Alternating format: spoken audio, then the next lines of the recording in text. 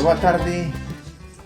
Moitas grazas por acudir a este acto alrededor de Golpes de Luz, a nova novela de Ledicia Costas. Moitísimas grazas á nosa casa, a Librería Cartabón. E non é unha apropiación, sino un agradecemento. Un agradecemento moi forte para a librería que sempre aposta pola literatura galega e polos libros de Xerais. Estamos diante dunha novela que leva canda así 3 xeracións, 3 miradas e 3 conflictos.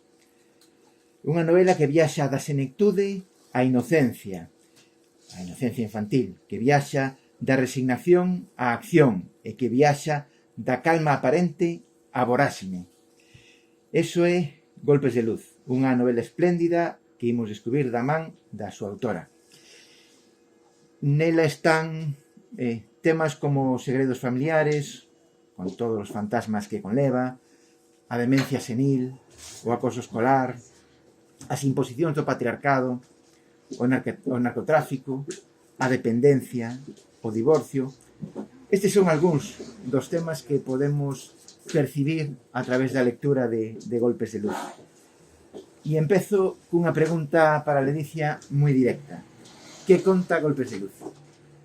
É a pregunta máis difícil que me poden facer, porque esta novela mestura tantas cousas que me resulta dificilísimo condensalo nunha soa frase. Hoxe pola mañá, unha xornalista dicíame: dinos a que subxénero pertence Golpes de Luz. E contestei: é que non o sei. Se digo que é unha novela costumbrista, non é certo. Se digo que é unha novela de misterio, pode serlo, pero non de todo. Creo que fixe unha novela híbrida. E que conta? Outro día contáballe eu preguntábame unha persoa, dicía: pero de verdade que escribiches unha novela sobre unha señora de 80 anos que non se separa do seu martelo e un neto de 10 que está convencido de que a súa avoa é o deus Thor? Eu, sí, que non o creo. Eu, de verdade, a novela iso está aí, iso de verdade. E conto moitas cousas, falo sobre todo do peso dos coidados sobre os ombreiros das mulleres, falo do narcotráfico, a heroína, os anos 80, todas as vidas, todos os mozos que levou por diante, falo desde o punto de vista dun neno, do que supón que os seus pais se divorcien, falo do paso do tempo, do medo, da soidade, da demencia, das mentiras tamén, e falo dun segredo familiar.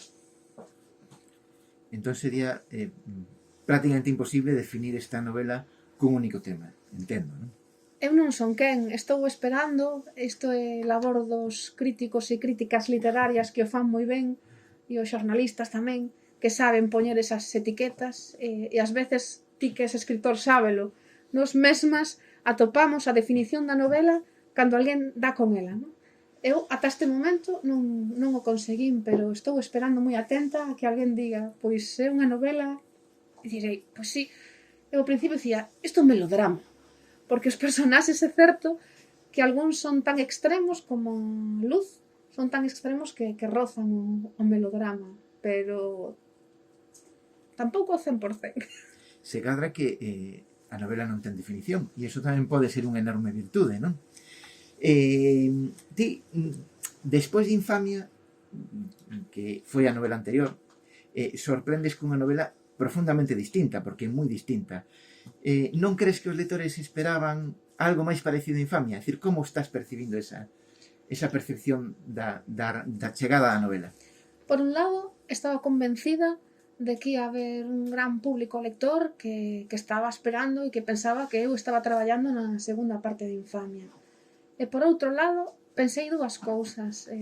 Unha, que co momento que estamos vivindo unha pandemia, non me parecía o momento para volver a mergullar nalgo tan escuro e tan radical como a segunda entrega de Infamia. Teño a trama na cabeza, teño mesmo o título da novela, sabría perfectamente o que teria que escribir.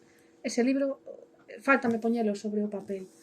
E por outra parte pensei: as persoas lectoras que me siguen desde hai anos saben que cada libro, a non ser que forme parte dunha serie como a Escarlatina ou como a Señorita Babel ou como os Minimortos, non ten nada que ver co anterior.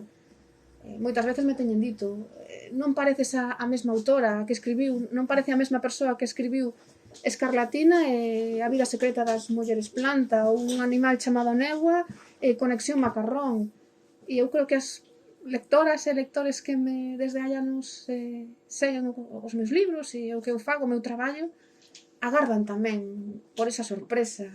Polo menos quixen convencerme de que iso era así, para estar segura mentres avanzaba na escrita do libro, porque hai algo que non comentei antes, é que por riba de todas esas tramas, todas esas temáticas que pairan nas páxinas deste libro, está unha historia que ten tamén momentos de humor. Eu quería escribir un libro, sair da sombra, de infamia, e meterme na luz e escribir unha novela cos brazos abertos á esperanza. E nese sentido, o humor serviume como catalizador. Pero realmente a túa novela para adultos na que hai máis humor. Sen dúbida ninguna hai un percorrido enorme, non? Desde Un animal chamado Néboa, a Infamia e a Golpes de luz. Son 3 novelas e 3, digamos, illas, 3 planetas diferentes, non?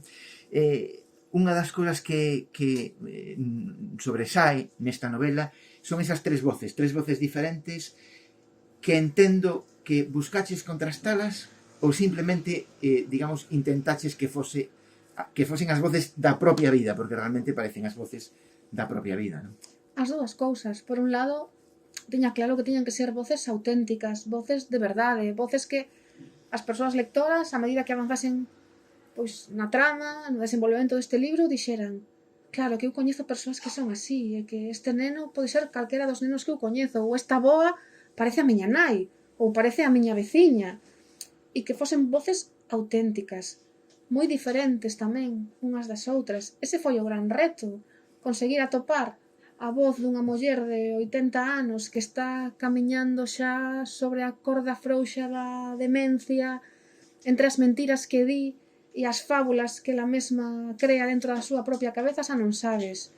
Logo tamén esa voz desa muller de 40 anos que se acaba de divorciar, que é xornalista, que sostén o peso dos coidados, primeiro do seu fillo, tamén da súa nai, con todo o que iso implica, e que aínda por riba lle venderon esa falsa idea que tamén nos venden a todas da conciliación inexistente a costa dos seus propios coidados. Eu preguntábame mentres escribía a novela: Xulia coida de todo o mundo, pero quen coida dela? E logo a voz de Sebas, que parece que está a tanta distancia, porque está, ten 10 anos, a súa avoa ten 80, pero ao final eu pensei, as persoas, a medida que van cumprindo moitos anos, as persoas de 90 anos, por exemplo, infantilízanse. Creo que por iso conectan tamén coas voces infantís. Iso foi o máis difícil, conseguir que esas 3 voces fosen auténticas. A que máis me custou foi a voz de Luz. De feito, eu cando xa levaba varios capítulos escritos, sabía que había algo na historia que non acababa de encaixar e non estaba segura de que, ata que caí na conta de que tiña que embrutecer a Luz. Luz é unha muller que prácticamente non ten estudos, que pasou de ir á escola, porque fixo aí unha manobra que xa veredes. Non ten formación, non podía falar ben. Primeiro que é unha mal falada, porque está soltando improperias todo o tempo. E logo que fala, como poden falar, pois as moitas mulleres que eu, de certa idade, que eu coñezo ben. Entón aí fixen un labor de observación, de escoitar, xen eu, pois, a miña avó di chintófano, ou cando unha persoa é repugnante, ela chamalle psicalítica. Entón tratouse un pouco de xogar a iso, a escoitar como falan as vellas e como falan os vellos tamén, e meter esa retranca e esa capacidade de desinhibición, porque se algo caracteriza as persoas maiores é que a medida que cumpren anos din o primeiro que lles pasa pola cabeza, e tanto lles ten como recibas os seus comentarios. Pódenche dicir a burrada máis grande que non lles afecta. Se a ti te afecta, aínda son quen de dicirche: bueno, muller, non é pa tanto.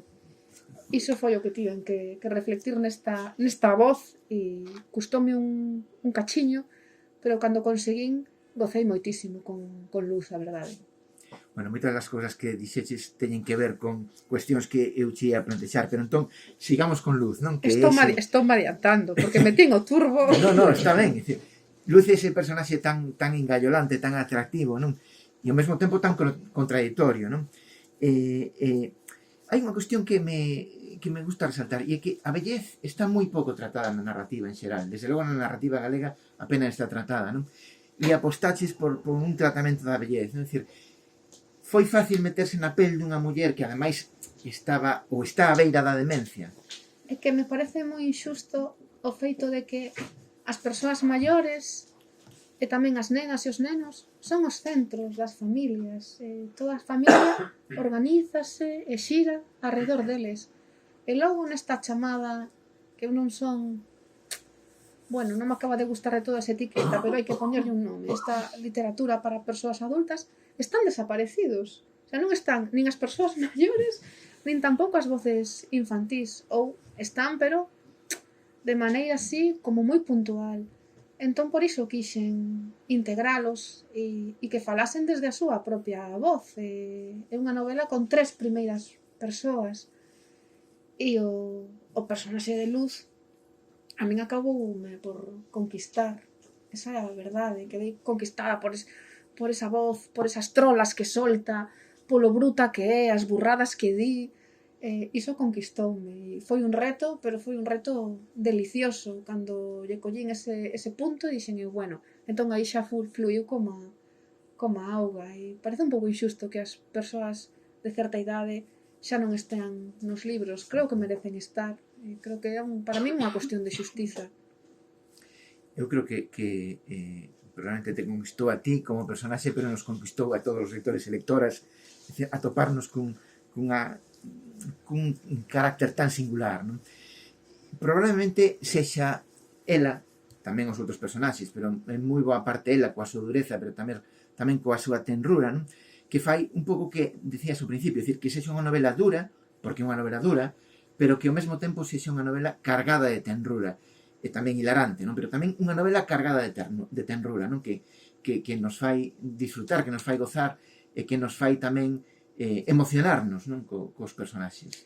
Sí, para min era importante buscar o equilibrio e contemporizar, porque cando estás narrando unha historia onde se tratan temas tan crús, tan duros, se non procuras ese punto de tenrura, pois o libro acaba sendo densísimo, acaba pois destilando tristura, que foi o que me sucedeu con Infamia. E era o que eu quería facer con Infamia, pero non era o que quería facer con Golpes de Luz. Entón, nese sentido, a voz de Sebas, que é este neno de 10 anos que crea un universo máxico e moi singular, pois púxomo en bandexa, porque el ten esa inocencia dos 10 anos, é un personaxe moi tenro, pero todo o tempo o indecente, o sucio, está pairando sobre el e sobre tamén os seus 2 grandes amigos. Entón, ese universo infantil, que sí que é tenro, que sí que é doce, pero hai como unha sombra todo o tempo atrás deles, que ten que ver tamén co misterio da novela. Sí, porque en boa medida eles tamén son o motor de moitas cousas, non? Que suceden. Pero logo vouche preguntar un pouco polos personaxes infantís. E agora quería ir un pouco volver o humor, ¿no? Que é algo que tamén resaltaches. É dicir, probablemente en situacións tan patéticas, porque hai situacións moi patéticas, etimolóxicamente patéticas casi, ¿no? E hai situacións dramáticas, ¿no? E nese dramatismo, nese patetismo, probablemente estea tamén o humor, é dicir, porque no fondo, digamos, esas situacións extremas son situacións que nos producen risa, ¿no? O extremo, nese sentido, e o patético, chega un momento que para quitarlle ferro ou lle pos humor ou estás perdida. Entón, eu observo que hai moitas situacións moi extremas que teñen que ver co mundo precisamente dos coidados ou das tolerías ou barbaridades que fan as persoas que empezan a ter unha demencia. As persoas que as viven de xeito pois moi grotesco, porque son situacións moi extremas e moi duras. Pero cando falas delas, andando tempo, ao final acabas rindo, pois ti, Dios mío, que disparate, pero esta muller como puido facer tal cousa? Eu lembro o día que a miña nai descubriu que a miña avoa, en lugar de tomar as pastillas, que toma 12 pastillas e media ao día, non toma 3, o sea, toma unha chea de pastillas, pois que as plantaba na horta. Pero eu dicía, Dios mío, porque estás, que pensa, que vais a ir aí un arbusto de sintrón? O sea, entón, claro, todas estas cuestións dábanme moito xogo para que o humor fose o motor que, combinado coa inocencia, conseguise que unha novela que trata cuestións tan dramáticas pois non o parezan tanto. E eu creo que ti les a novela e non estás sufrindo, ou sí, pero hai un contraste aí, hai como luz, nunca mellor dito, de luz, que che fai dicir, bueno, que te fai sorrir, que te fai sentirte a gusto. Creo que é unha lectura, quixen que fose unha lectura agradable, por riba de todo. Por outra parte tamén está, digamos, a visión dos nenos, digamos, e ese punto de vista infantil que moitas veces tamén é disparatado, entendo que tamén engade un contrapunto de humor, non? É dicir, Claro. a situación da avoa, non? Desde o plantexamento, xa, desde que o neno, o seu mellor amigo, que é un neno obeso, que se chama Guerreiro, David Guerreiro, e a súa amiga Noa, están convencidos de que a avoa é o deus Thor, e teñen probas, ademais, de que Thor, unha das probas é o martelo, claro, xa é o riso, o humor, desde o plantexamento. Entón, iso para min foi un faro, porque dixen, bueno, se teño isto, pois teño que tirar todo o tempo dese fío e intentar poñer esas pingas que non chegan a ser comedia, porque isto non é unha comedia este libro, pero sí hai certos momentos no libro que eu creo que hai persoas que se van a descubrir a sí mesmas sorrindo, que quero pensar que iso é así. Aínda que ti seas escritora de literatura infantil e juvenil, tamén na literatura para adultos é moi pouco frecuente atopar unha voz infantil. Decir, eu diría casi máis que pouco frecuente, insólito, non? Decir, eu creo que non atopei prácticamente máis que na tua novela, se cadran algunha máis, non? Ou polo menos unha voz infantil con esa perspectiva propia da voz infantil, non? Decir, non unha voz infantil madurecida, non? E iso, como asumiches ese reto? Porque realmente é un paso difícil de dar, non? Entendo. Sí, é un paso difícil de dar e sabía que ia ser complicado introducir esa voz infantil, a voz da muller de 80 anos, a voz da muller de 40 e sobre todo conseguir que ese universo infantil fose interesante para as persoas adultas que ian ler. De feito, mentras eu escribía os capítulos de Sebas e mentras construía ese universo, pensaba, teño a mesma sensación que cando vin a serie Stranger Things, ou teño a mesma sensación que cando vin a película de E.T. ou os Goonies. E iso tirou de min tamén esa sensación, pareceume algo positivo, porque dixen, bueno, se esas son produtos para todos os públicos, pois por que non vou poder facelo aquí? E asumín ese risco, sendo consciente e de xeito deliberado, porque para min era moi importante que esa voz infantil tivese presencia. Están prácticamente desaparecidas neste tipo de novelas. E eu son autora de libros infantís. Tiña que atreverme a facelo, como non me ia atrever? Entón, chegamos á conclusión de que introduces dúas perspectivas, dúas voces totalmente desaparecidas. A da boa, sí, a voz da senectude, non? E a do neno, a voz infantil. Son dúas voces totalmente desaparecidas. E non tiveches medo de que con esa voz infantil te etiquetasen, te descalificasen? Non che entrou ese medo? Pois mira, se tivese medo de todas as cousas que xa teñen dito dos meus libros, entón non faría nada. Xa chega un momento no que unha ten que escribir o que lle dá a gana. Creo que hai que liberarse e sobre todo ser fiel primeiro ao meu propio instinto e sobre todo fiel ao que eu quero escribir. Cando eu escribía soamente libros infantís, había persoas que me dicían, cando vas a escribir libros de verdade? Cando vas a escribir libros para persoas adultas? Cando escribín Infamia, bueno, sí, vale, pero iso é unha novela así medio negra.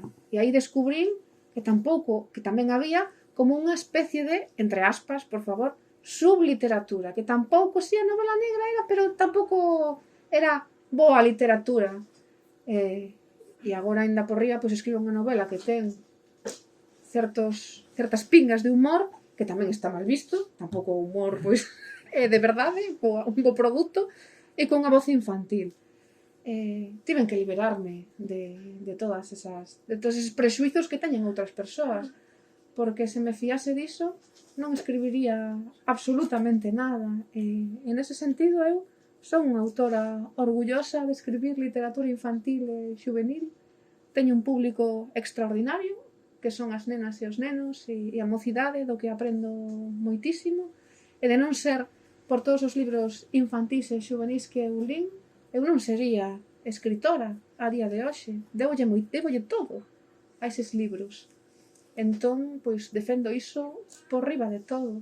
E logo, bueno, como nunca vou cumprir as expectativas de según que tipo de persoas, pois é que tampouco me importa, a verdade. Nese sentido estou moi tranquila. Bueno, en todo caso, é original e valente introducir esa voz infantil, que ademais ten un universo poderosísimo. Botas man, por exemplo, da mitoloxía nórdica, que conforma tamén todos os referentes míticos deses nenos, non? É dicir, aí está Thor, evidentemente que está encarnado na boa, pero está Odín, está Asgard, está Niflheim, está Rathatos, é dicir, todo un universo de mitoloxía nórdica que conforma, digamos, os xogos e os soños dos nenos, non? Sí, que ademais para min é moi atractivo. Todo o que rodea a mitoloxía nórdica, o deus Thor e todo o que hai alrededor del, dese universo que é Asgard. Eu pensaba, se para min é tan interesante e tan atractivo e ten esa dose de maxia que eu preciso, por que non o vai ser para outras persoas lectoras? E logo penso tamén nos nenos e as nenas, que para eles ese mundo é super atractivo. E entón, bueno, parecíame de verdade empregar todos eses recursos mitolóxicos. Non é unha novela de mitoloxía, que ninguén pense que... O que pasa que sí, hai aí certas pinceladas. O poder dos vikingos. O poder dos vikingos, sí. Voute poñer un compromiso. Ti falas moito en Twitter da tua boa. E Sebas, o neno protagonista, di na novela: ser neto dunha psicópata é algo que dá un estatus. Supoño que non é o teu caso. No. Psicópata non é peculiar. Como todas as señoras que teñen 90 anos, seguro que todas as persoas que estades aquí tendes na vosa familia ou na vosa familia política unha señora de 90 ou 90 e tantos anos que é peculiar. Entón iso literariamente dá moito xogo. Que pasa? Que Sebas, pois sí, está convencido de que a súa avoa, porque ve cousas moi raras na súa casa, que é unha psicópata. Nos de pequenas pensábamos barbaridades das persoas maiores do noso barrio, dos avós e das avoas. Dicíamos auténticas burradas, porque pensábamos que era certo. Tínhamos un veciño que pensamos que era un asasino, que enterraba ali xente no... outro que era delincuente. E entón, o que fixen foi incorporar todo iso independientemente de que, efectivamente, en Twitter falo da miña avoa, que se fixe un pouco famosa, grazas ás redes sociais, porque, bueno, dá moito xogo cando fan estes comentarios divertidos, retranqueiros, dá xogo. E hai cousas que dá pé a comentar, e é unha pena, non? Que o mundo non as saiba. Evidentemente.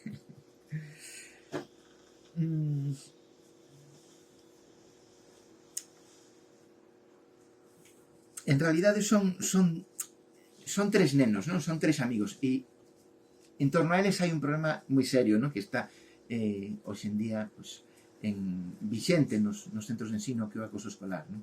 Iso é, digamos, un tema que non sei se chamarlle secundario ou en paralelo, pero é un tema tamén relevante, polo menos dentro do ámbito dos nenos e tamén en relación coa nai, non?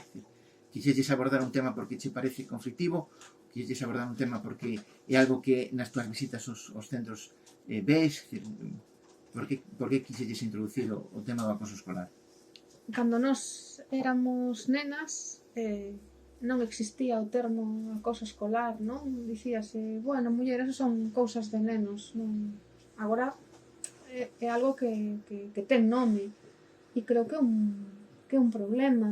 Coñezo varias persoas que tiveron que cambiar os seus fillos, as súas fillas de centro porque sufrían ou sofren acoso escolar e é unha problemática moi potente que está presente en moitas familias e seguro que todas as persoas que estamos aquí coñecemos a alguén que está sufrindo ou que sufriu esa situación e esa experiencia para unha criatura é moi traumática, marca a infancia, marca a adolescencia. Sebas chega novo a unha escola, os seus pais acaban de divorciarse, ven de Madrid e chega a Galicia, ten unha avoa que lles dá pois, moitos problemas e de súpeto pois non acaba de encaixar porque hai unha persoa que lle fai a vida imposible. E me parecía importante tamén falar diso. Ao final eu son unha autora implicada coa sociedade na que vive e tampouco é algo que planifique ou que faga de xeito consciente, dicir, bueno, como esta é unha problemática vou falar dela. A verdade é que son cousas que xordan de xeito natural. A medida que eu vou escribindo, pois a trama me pide incorporar certas cousas, pero insisto, de maneira moi natural, non é algo que eu teña previamente deseñado, a este personaxe vaille pasar isto, non. O seu desenvolvemento, a súa situación vital, pois pide que lle suceda iso e por iso o acabei incorporando. Ata o momento falamos moi pouquiño de Xulia, algo comentaches ti. Eu creo que probablemente o personaxe de Xulia sexa, digamos, o máis intimista ou polo menos o máis confesional, non?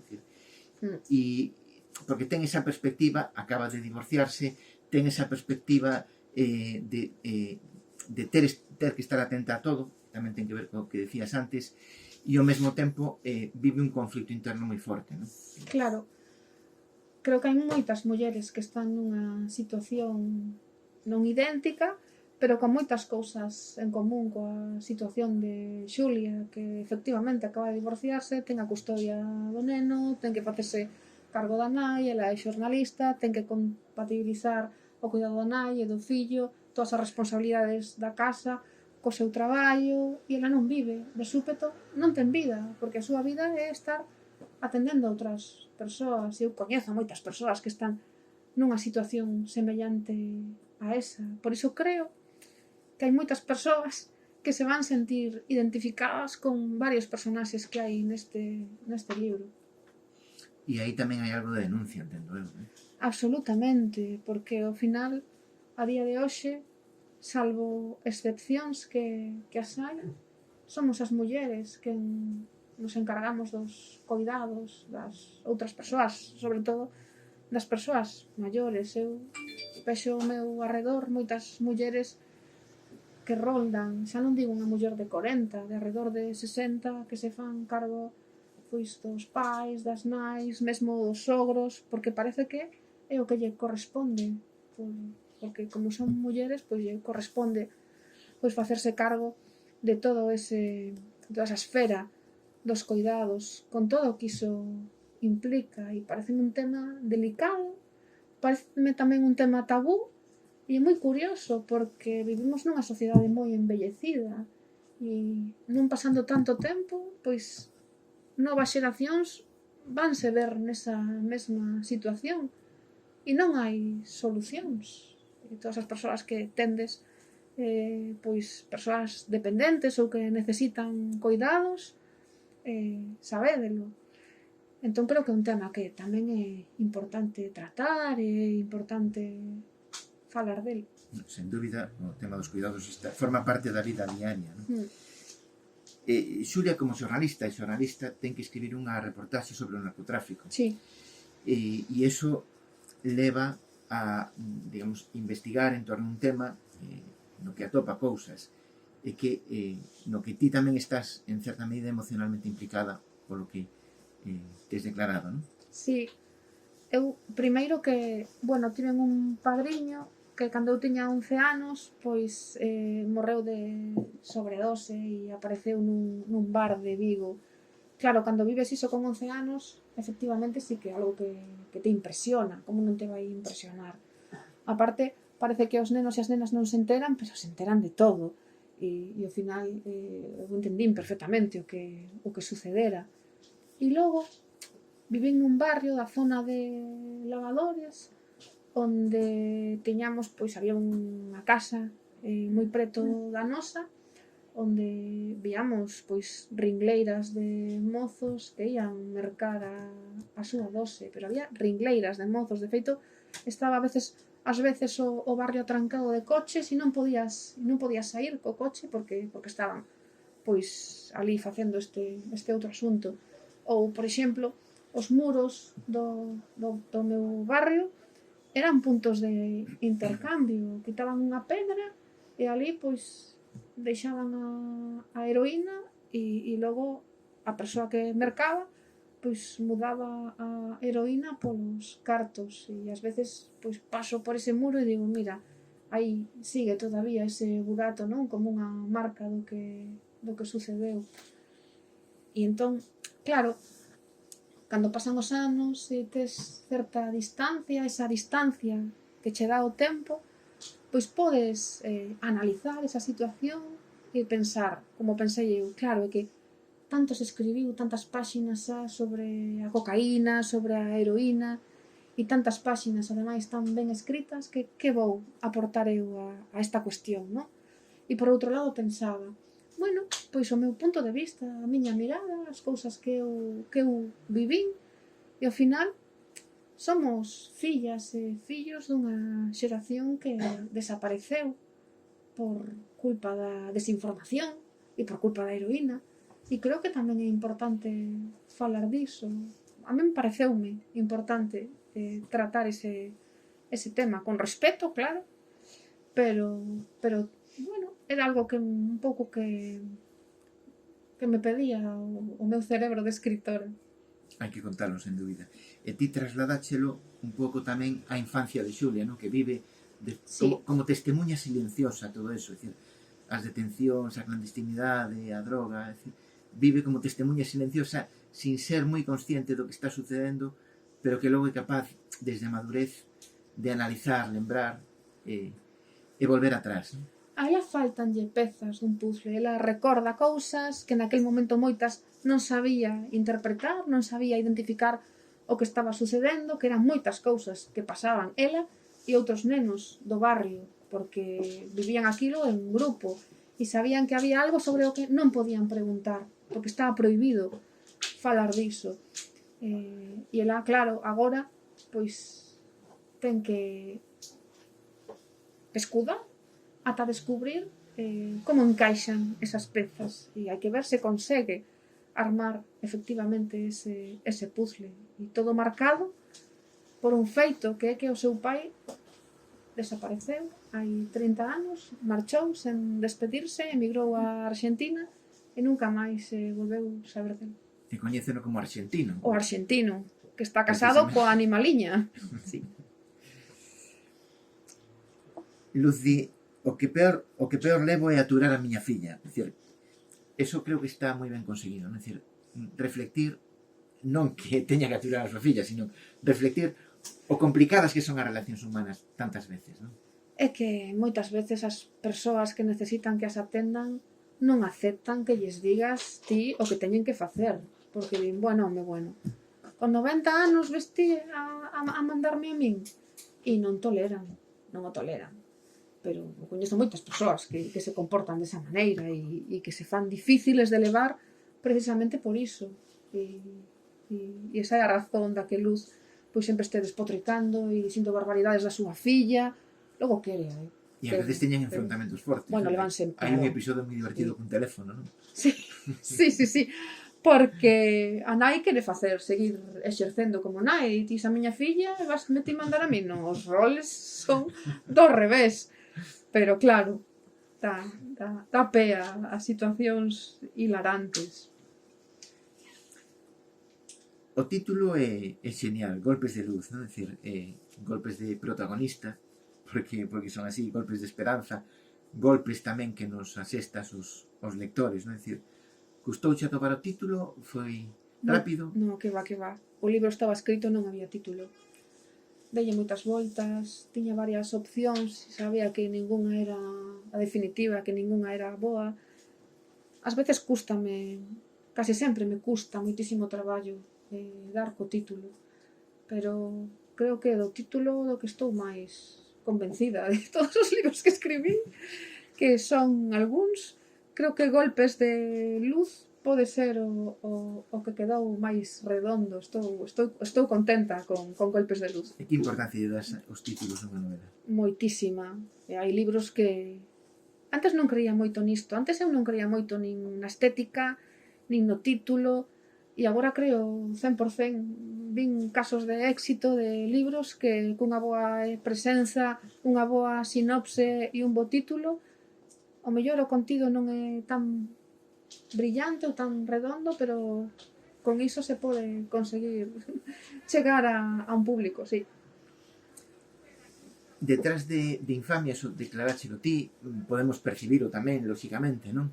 Está Vigo, non? Estaba Beade. Detrás de Golpes de Luz, non sei se está Vigo ou non, en moitos momentos eu percibo Vigo. Tamén ás veces hai referencias a... hai unha anécdota cun vertedoiro que tamén nos remite a Coruña, por exemplo. Sí, Decir, sí. pero realmente non nomeas a cidade, decir, non nomeas igual que fixelles en Infamia, non?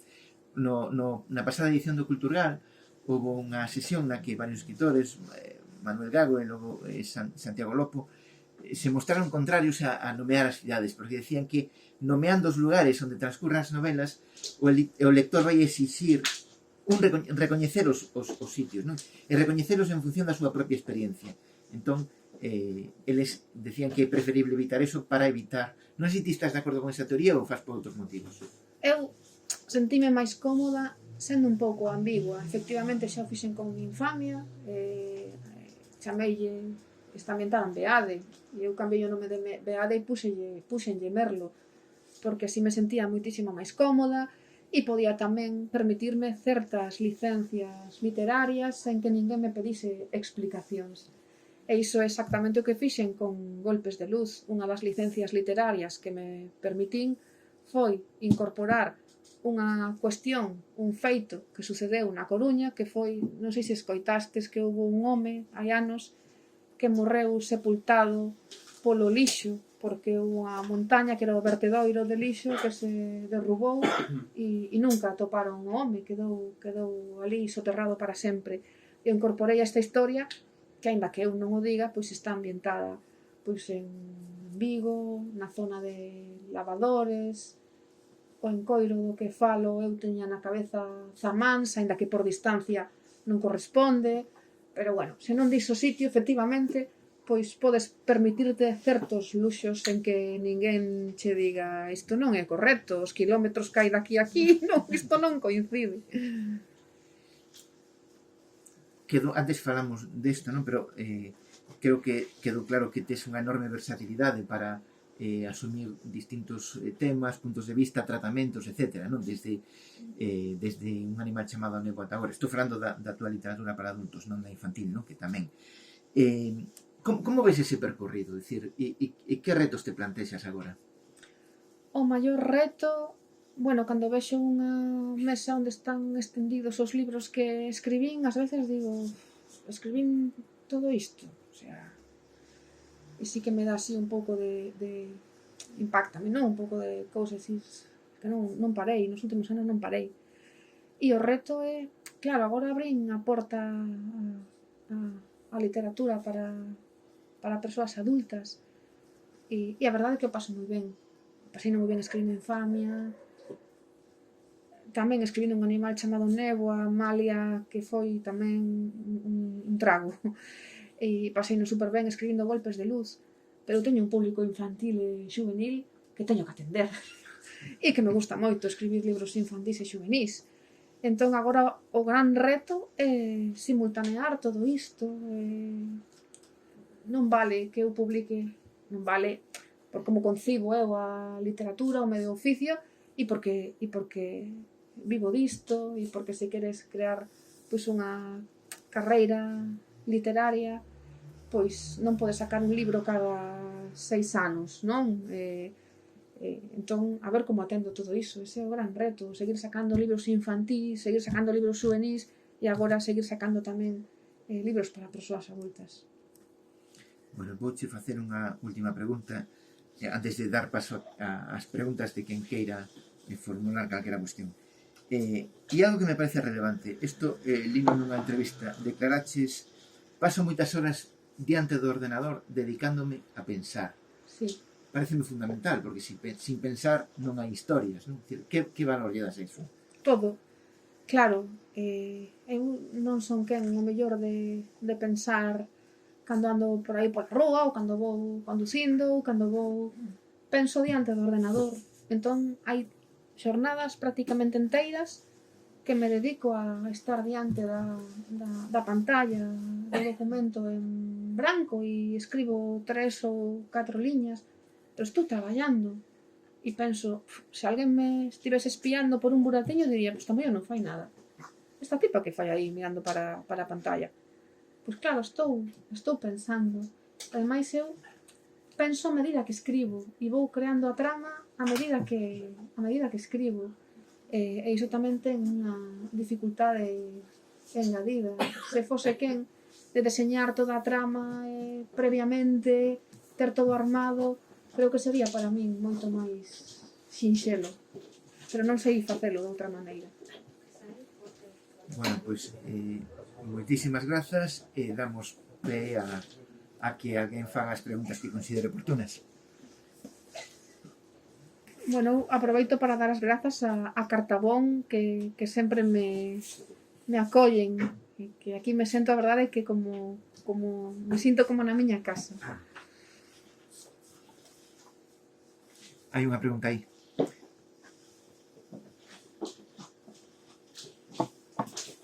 Cando falas dese neno acosado, o sea, queda claro que o acosa é porque ten problemas ou porque ten algo, o sea, non vai a escoller a alguén que, porque si, non, escolle a alguén que mira débil. El ten un problema na súa casa ou cos amigos ou o que sea, escolle a alguén que é débil para machacalo. Sempre é así, sempre se vai a pola persoa que se considera máis débil e máis sinxelo atacar ou acosar ou meterse con unha persoa que ti consideras débil e consideras que estás por riba desa persoa. Iso é así, é sistemático, ademais. Mira,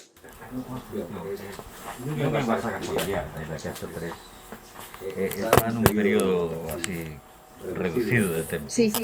Que período de tempo é? Mais ou menos un ano, 2 anos? É dicir, que Non, son uns meses. cando se desenvolve a trama? Sí, a novela empeza en setembro, Sí. aproximadamente, e remata pois no mes de maio, xuño, que é un curso escolar. Xa, E de feito, o que marca o paso do tempo é o xardín de luz, as flores de temporada, que ese xardín empeza a ser máis salvaxe porque ten moitas ervas, e o marco temporal ven por aí.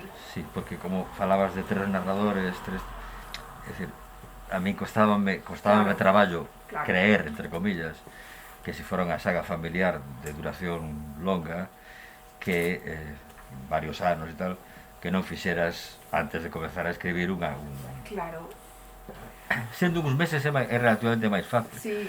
porque pode acompañar incluso a túa vida e as túas e as noticias e as sensacións, non?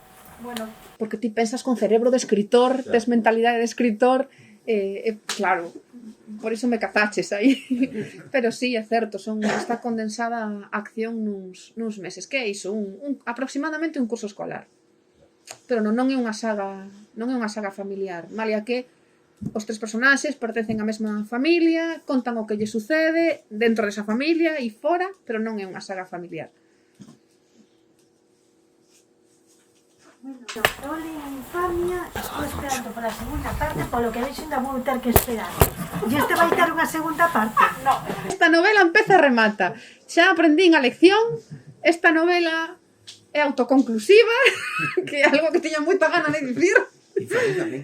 Infamia tamén, empeza e remata, que pasa que é un final aberto, que espero que algunha vez me atreva a rematar, porque teño o desenlace moi claro, vale? Levo moitas broncas, por culpa da infamia. E que estamos esperando iso, segunda parte, a xustiza. Téndote, eu tamén estou esperando poder escribila. Pero ti estás esperando que acabe a pandemia. Sí, O sea, espera, se a pandemia dura 10 anos, entón temos que esperar 10 anos. durar 10 anos. Bueno, esperemos que teña razón. ustedes. Cantos levamos xa? Casi 3? Levamos casi 2. Casi, bueno, só 2. Ai, Dios mío. Queda outro tanto. Pois nada, vou ter que escribilo antes de que acabe a pandemia. Entón, Facer un crossover, coller a luz co martelo e ir facer a vinganza de infamia. Hai que non? Golpe de luz definitivo, xa. non é mala idea, Apúntoma.